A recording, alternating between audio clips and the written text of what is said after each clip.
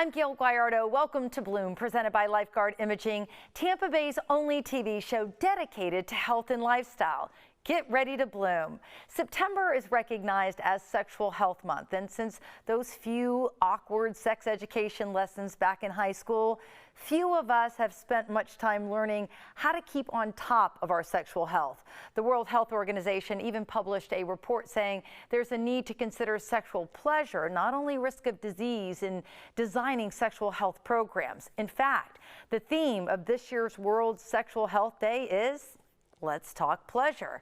And the lack of sex education is having an impact on our college students. Now there's a campaign to bring them into the loop, because medical experts say they feel sexual education is seriously lacking in most states. In fact, only 20 require that high school curriculums include information on contraception use.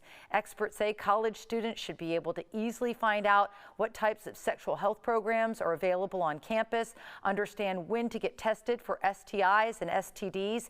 It's also important for them to know how to give and receive consent. And since the theme of this year's World Sexual Health Day is Let's Talk Pleasure, experts say you should ensure that you're in a stable and healthy sexual relationship and that the sex is being enjoyed by both parties. And there's a link between your sexual health and your overall well-being. So let's talk sex with Docs Outside the Box and Kids Outside the Box, Dr. Garner and Dr. Teekell-Taylor. Welcome back to Bloom. Doctors, it is always great to see you.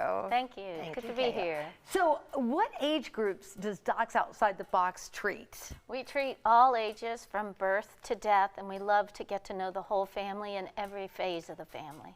Yeah, because sexual health starts at a young age, when little girls start their periods, when little boys enter puberty. I mean, you need to be informed. Exactly, and so we begin at the beginning by feeding the endocrine system. So we're seeing a lot of hormone dysregulation in children, young girls who are not starting their periods, young boys who have that sort of fluffy look to them, which is estrogen dominance. So we teach the parents and the children what to do about this. So do your providers see patients for actual reproductive health as well? 100%.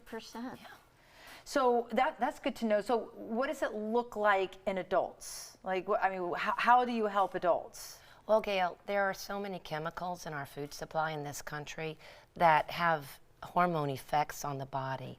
There's also hormones in the food we eat. And these things can promote hormonal changes in adults and young people.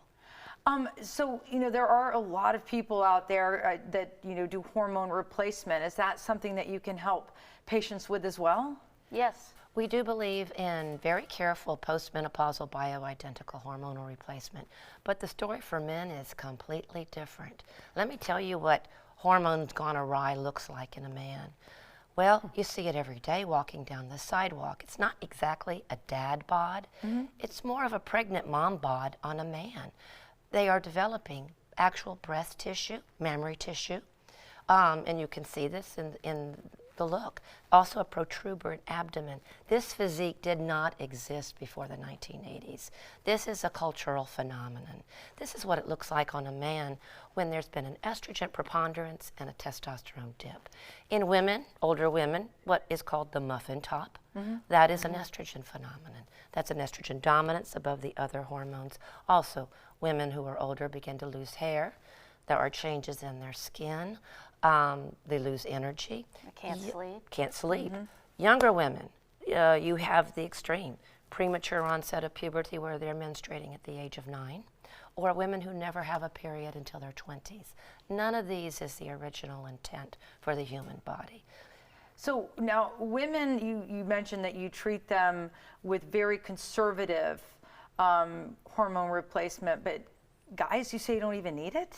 We really don't. We absolutely believe this 100%, and not for one moment do we buy that testosterone naturally decreases with age in men. Women, different story. Their ovaries go to sleep when we go through menopause. That's a whole nother ball of wax. But for men, this is a completely preventable problem. And Gayle, I'll tell you something, treating low T in this country can be very lucrative. But let me tell you what, it's not necessary. You can naturally rebuild a man's testosterone without pellets, without shots, without creams or gels, simply by nourishing the testicles. Interesting. Yes, our patients will increase their testosterone by 100 points a year. Our oldest male patient died at 93, having had sex the week before he died. With his testosterone over 1,000. His testosterone over 1,200.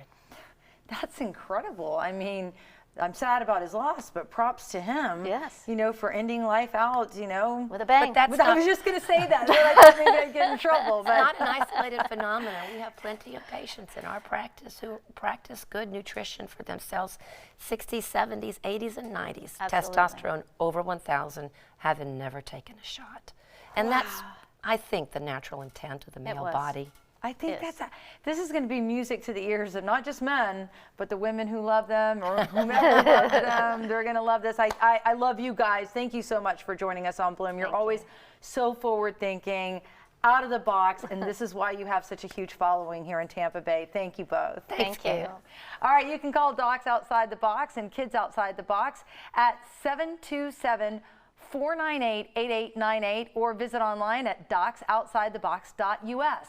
We'll be back with more Bloom right after this.